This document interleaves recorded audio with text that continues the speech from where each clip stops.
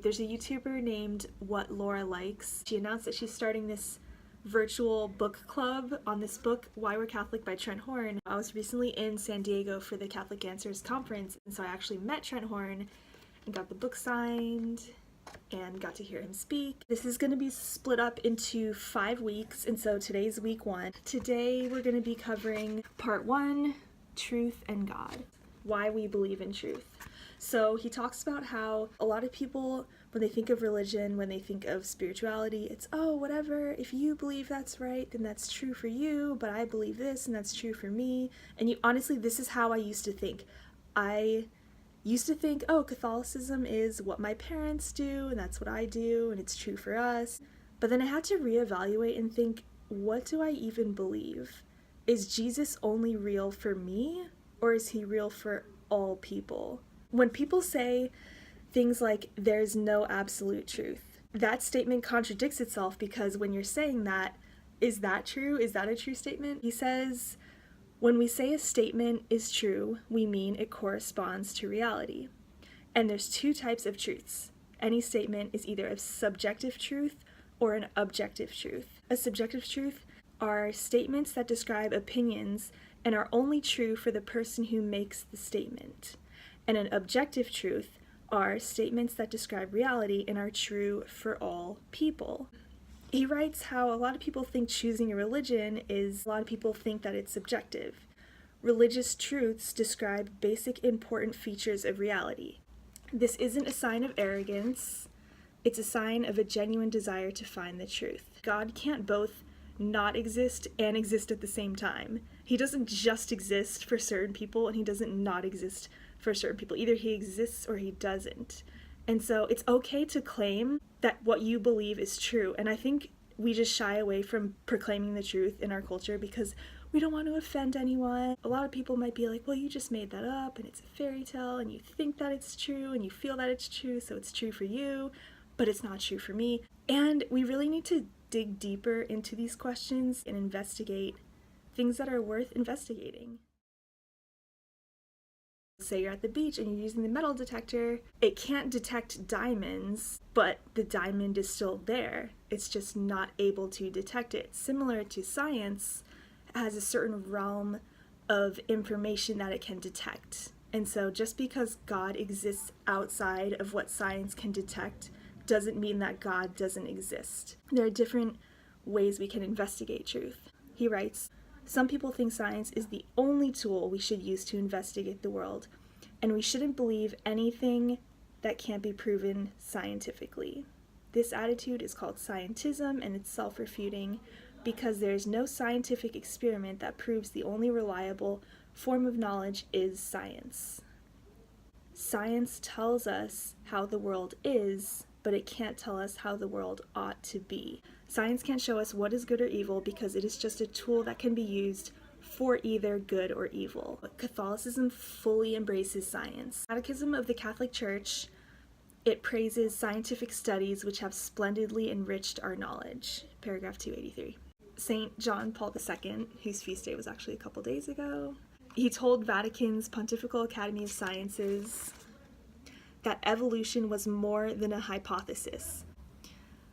There's nothing about science itself that makes it incompatible with religion. Some of the history's greatest contributions to science have come from religious people. He writes, in the broadest sense, faith is just a kind of trust we have in another person or thing. He goes on to say that even scientists have faith. It's an act of faith in believing, trusting. It's an act of trust. Scientists have faith that the laws of nature will operate the same way in all times and places, even though they can't prove the laws of nature will always do this. Faith does not contradict science because faith is not opposed to evidence. Faith is a trust we have in something, and, in a religious sense, it is a trust in God's promises. Which brings us to chapter 3, which is titled, Why We Believe in a Creator. And so he goes through some typical arguments for God. The first cause argument is, 1, whatever begins to exist has a cause for its existence. 2, the universe began to exist. 3, therefore the universe has a cause for its existence. The universe contains all space and time. The creator of the universe has to be outside of space and time. It has to be immaterial, not made of matter. and eternal, not exist in time. And so, since science only studies forces and objects that exist in space and time, this means that the cause of the universe is not something science can ever locate or study. We need another thought tool besides science, like logical reasoning, in order to study the ultimate cause of reality. So the cause of all existence would have to be existence itself. And finally, this cause must be personal and can't be a mindless force. And then he brings us to the next argument, which is the design argument. Our universe contains particular laws of nature that allow intelligent life to exist. 2, these laws are either necessary, were produced by chance, or were designed. And 3, they are not necessary, nor were they product of chance. 4, therefore, the laws of nature are designed in the past 50 years. Scientists have discovered that even a slight variation in many of the laws of nature would have spelled disaster for life as we know it. Chapter 4 is titled, Why We Believe in God. So Thomas Aquinas wrote about how God is existence. A lot of people think that God is just a powerful being and he's the other creature within the universe. He's a more powerful being than us, but he is existence himself. He doesn't just exist as something in the world. And I was reading another book one time, and I was reading about how a Sunday school teacher lost her faith because a student asked her, if God created everything, then who created God? And she was stumped by that. That's a good question, and she didn't know the answer. Something had to create God. He can't just always exist, but he is existence himself. Trent writes, if the locomotive is pulling a train, then what's pulling the locomotive? But the locomotive is the cause for the train to run. It explains the movement of all the other cars. If God is existence, nothing is limiting him. He's limitless. And so Trent goes on to write about the attributes of God. Oneness. God has no limits and he lacks nothing. Omnipresence. He's present in the universe and affects every part of it. So there's no single time or place that contains God, but God is present in all of it. And then also God is omniscient. He's all-knowing. And something that kind of blew my mind as I was reading this book, he wrote about how God knows if we're going to finish this page of this book or not, and how he knows every single step George Washington took in his life. Just think about that. It's just what evil is. Evil isn't something created, it's something that's lacking. He doesn't just have love or beauty or goodness, but he is love, he is beauty, he is goodness. Which brings us to chapter 5, which is why we believe God conquers evil. I think this is one of the most common atheist arguments. If God is all good and all powerful, why does evil exist? Why does he allow evil to exist? Or why does he cause, people say, why does God make bad things happen? Either people think this is a sign that God is weak, he's not all powerful, or that he just simply does not exist. In order to understand how God could allow evil to exist, we have to understand what evil is. And as I mentioned before, evil is something that's lacking. Evil isn't something that God created. Evil is an absence of good. And so I think it's good to think about it this way. Evil is something that cannot exist without good. There can't be rust on a metal fence without metal. Moral evils like rape or murder cannot exist without free will and the ability to choose good. This covers the fact that God didn't create evil, he allows it, but then this doesn't answer the question of why does God allow it to exist? And also, side note, Father Mike Schmitz made a really amazing video about this, and he talks about, I'll link it below, he talks about God's perfect will and God's permissive will.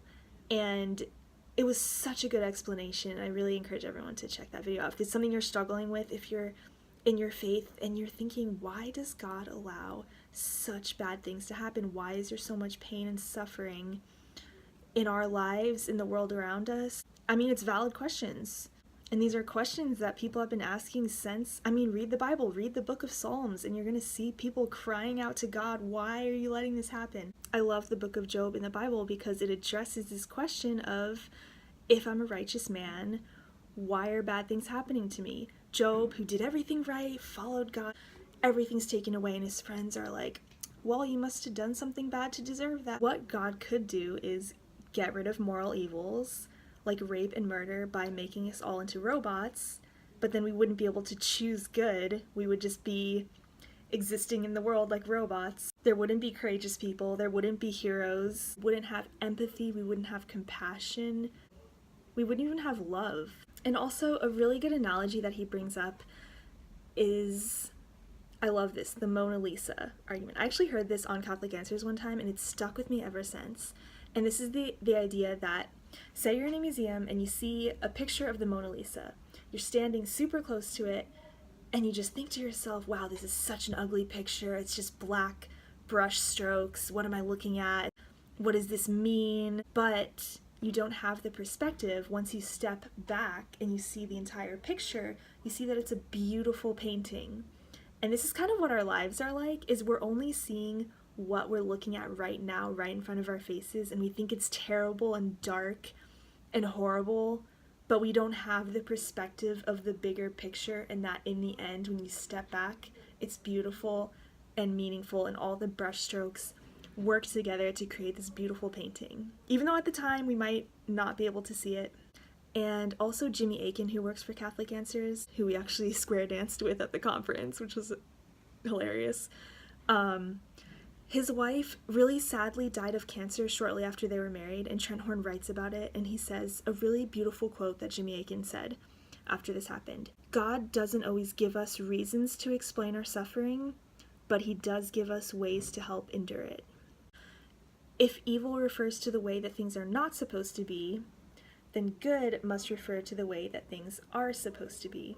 If things are supposed to be a certain way, then that means that there's both a cosmic plan and a cosmic planner, a planner that many people call God.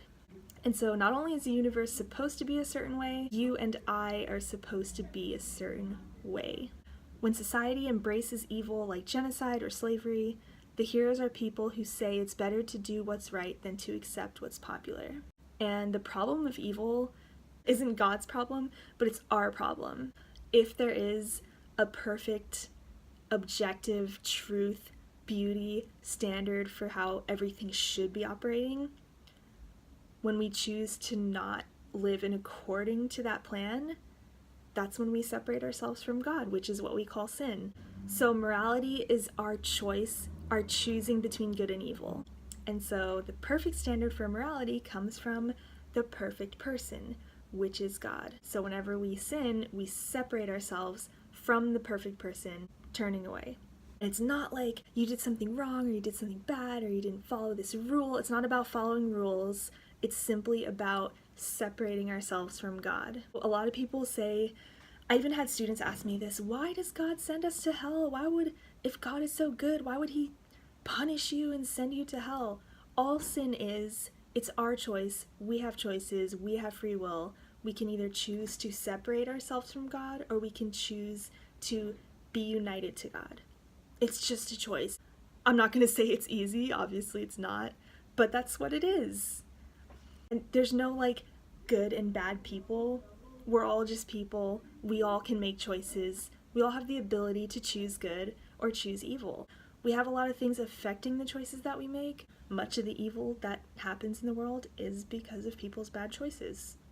Long story short, the short answer to the problem of evil is that God will allow evil to exist so he can bring about a greater good. For example, humans, we allow car accidents to exist. Think about it. We allow car accidents to exist. Evil. We could easily say, let's just get rid of roads, let's get rid of cars so there would be no car accidents. That'll solve the problem. That would actually not solve, that would cause more problems than it would solve. God could do the same thing by getting rid of evils like rape or murder by just getting rid of humans or getting rid of our free will and making us all into robots. But then there would be no love, there would be no compassion, there would be no empathy, there would be no choosing good, there would be no heroes, there would be no saints. We would all just be robots. So, is that how things should be? That is pretty much it for part 1, and next Monday will be part 2 on Jesus and the Bible. Be sure to check out, there's actually going to be a playlist, which I'll link below, of all the other YouTubers who have done their videos on this. Thank you for joining me, and I hope if you haven't already bought this book, pick up a copy so you can read along and then join in the conversation.